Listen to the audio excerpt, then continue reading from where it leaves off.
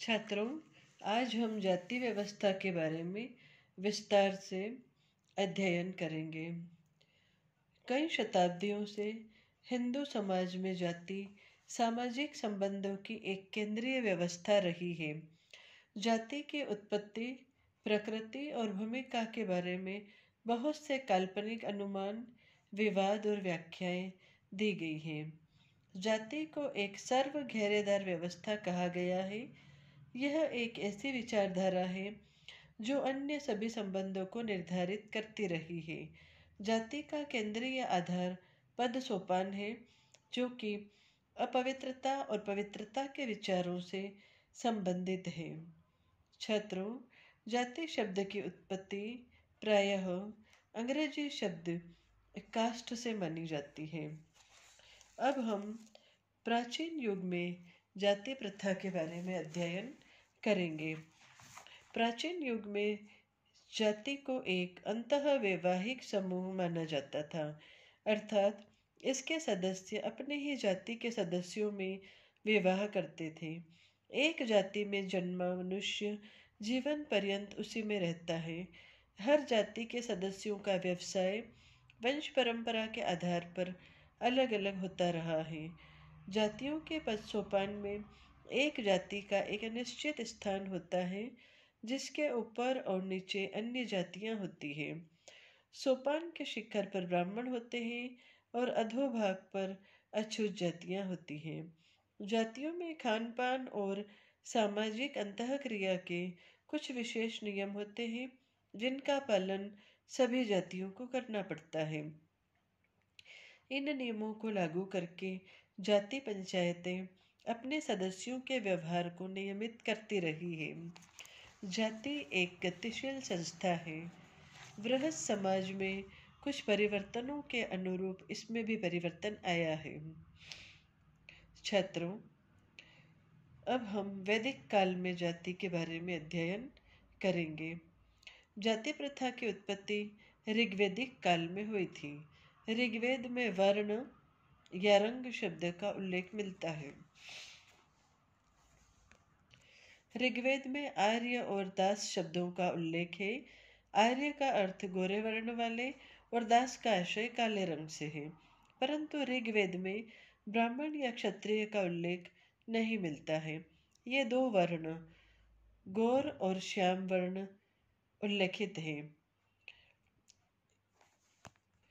ऋग्वेद के एक भाग पुरुष सूक्त में वर्णन मिलता है कि ब्राह्मण, राजन्य, वैश्य और शूद्र ईश्वर के मुख, भुजाओं, जंघाओं और पैरों से उत्पन्न हुए हैं। ये ही वर्ण कालांतर में जातियों में परिणत हो गए। ऐसा कोई प्रमाण नहीं मिलता है जिसमें यह कहा गया कि ये वर्ग वंशानुगत हो गए थे। ये केवल प्रकार्यात्मक थे। पुरोहित और योद्धा का स्थान वैश्य और शूद्र से ऊपर था, परंतु वे वंशानुगत स्थान नहीं थे और न ही अनन्य थे। कार्यों का पारस्परिक बदलाव होता था और अंतर्वर्गीय विवाह भी होते थे। शूद्रों द्वारा पकाए हुए भोजन के खाने पर कोई प्रतिबंध नहीं था। छुआछूत का कोई स्थान नहीं था। छात्रों, ये तो हुई वैदिक काल में जाति व्यवस्था की स्थिति। अब हम उत्तर वैदिक सभ्यता में जाति व्यवस्था की स्थिति के बारे में चर्चा करेंगे। उत्तर वैदिक सभ्यता में अथर्व, यजु, साम और ब्राह्मण तथा सूत्र संहिताएं शामिल की जाती है। इस काल में यज्ञ की धारणा पर अधिक बल था। उपनिषदों में प्रथम बार हिंदू धर्म के मुख्य तत्व जैसे कर्म, माया, पुनर्जन्म, आत्मा का परमात्मा में मिलन और मुक्ति के सिद्धांतों का उल्लेख मिलता है। यज्ञ करने वाले को ब्राह्मण के नाम से पुकारा गया। ये लोग एक विशिष्ट वर्ग बने और इनका बहुत सम्मान किया गया, क्योंकि वे धार्मिक कार्यों को संपन्न करते थे। जो आर्य पूर्व और दक्षिण दिशाओं में बढ़े, उन्हें मूलवासियों से संघर्ष करना पड़ा और वे एक अन्य वर्ग क्षत्रिय के रूप में उभर कर आए। क्षत्रियों का कर्तव्य विरजित क्षेत्रों की रक्षा करने का था। शेष आर्य एक पृथक वर्ग बने और उन्हें वैश्य की संज्ञा दी गई। अनार्य चतुर्थ वर्ग में शूद्र कहलाए। प्रारंभ में ये वर्ग कठोर प्रभाग नहीं थे, परंतु कालांतर में कार्यों में परिवर्तन करना वर्जित हो गया। विभेदीकरण की प्रक्रिया के परिणाम स्वरूप उप प्रभाग बने।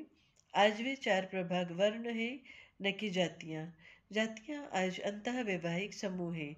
इन्हीं समूहों को स्थानीय स्तर पर जातियां कहते हैं।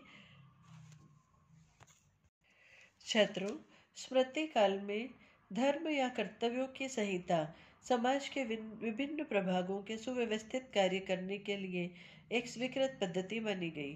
धर्मशास्त्र या स्मृतियों में प्रत्येक जाति और व्यवसाय के लिए नियम का उल्लेख है।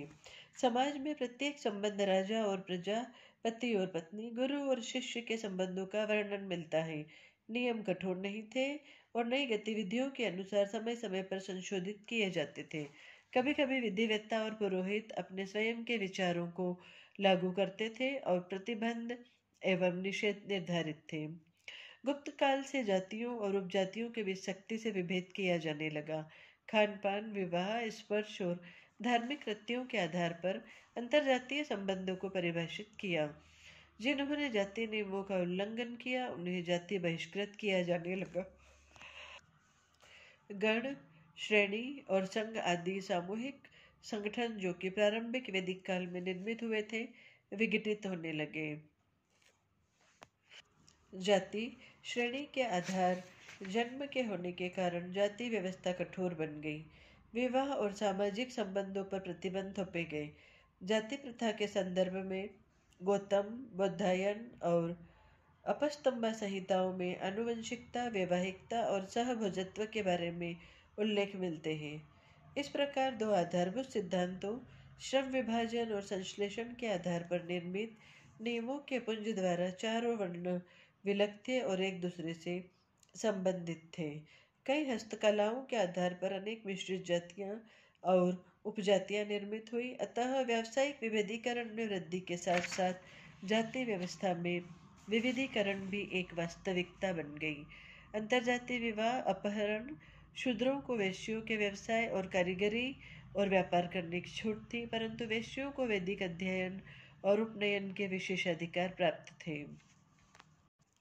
समाज में मतभेदों को हल करने, प्रतियोगिता को कम करने और हितों का संतुलन बनाए रखने के लिए जाति व्यवस्था बनाई गई थी। नई परिस्थितियों के साथ समय समय पर जाति व्यवस्था में समायोजन किया गया। छात्रों, मध्यकालीन भारत के प्रारंभिक चरण में वर्ग या व्यावसायिक विभेदीकरण नष्ट हो गए। कारीगर और नौकर, पुरोहित और साहूकार मुख्य समूह थे। जाति पंचायतें अपने सदस्यों के व्यवहार को नियंत्रित करने का बहुत दृढ़ साधन बन चुकी थी। तुर्कों ने नियुक्ति के मामलों में वंश को बहुत महत्व दिया। सैन्य परिस्थिति के अनुसार कुलीनों और अफसरों को खान, मालिक, अमीर, सिपहसालार और सरखेल में श्रेणीकृत किया गया।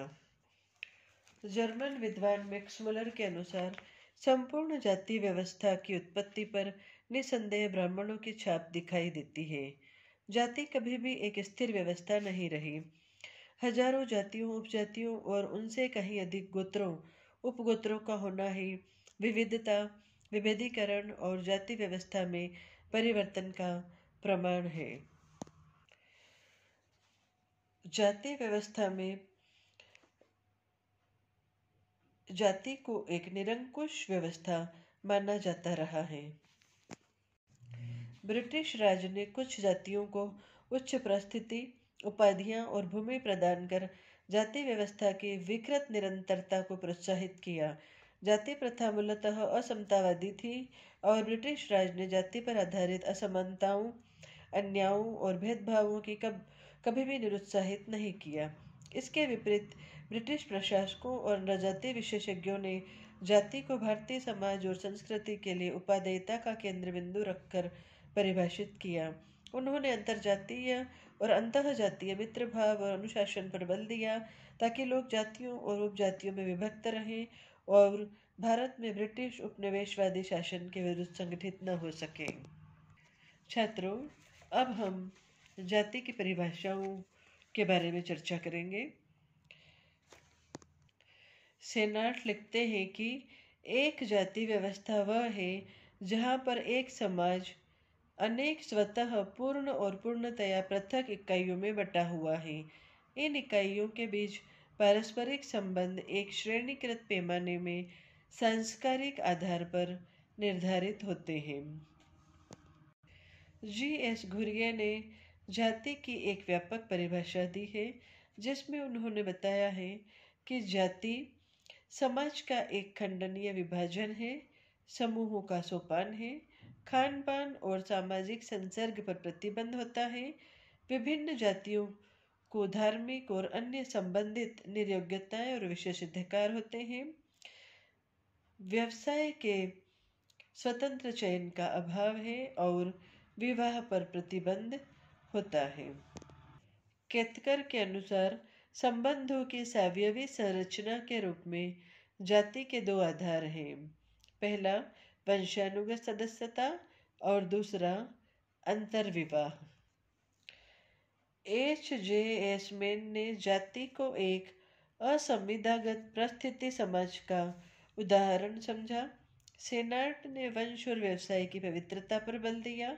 फ्रेंच विद्वान लुई ड्यूमो ने जाति प्रथा द्वारा प्रलक्षित हिंदू समाज का वैचारिक आधार पवित्रता और अपवित्रता को माना है। होकार्ड के अनुसार जाति व्यवस्था का आधार कुछ विशेष अनुष्ठानिक कृत्यों को पूरा करना और ईश्वर तथा सामंतों को अर्पित अनुष्ठानिक सेवाएं हैं। मैक्स वेबर का मत है कि जाति हिंदू धर्म के पारलौकिक सिद्धांतों पर आधारित है। कार्ल मार्क्स ने उत्पादन रीति भारत में जाति व्यवस्था की स्थिरता से जुड़ी हुई बताया। बुगले के अनुसार वंशानुगत विशेषीकरण, सोपान और पारस्परिक दूरी के आधार पर जाति प्रथा का एक संरचनात्मक दृष्टिकोण दिखाई देता है। उपरोक्त परिभाषाओं के आधार पर जाति की निम्नलिखित विशेषताएं दृष्टिगोचर होती हैं। पहला, जाति का एक सामान्य नाम होता है। जाति एक सामान्य वंश को प्रदर्शित करती है।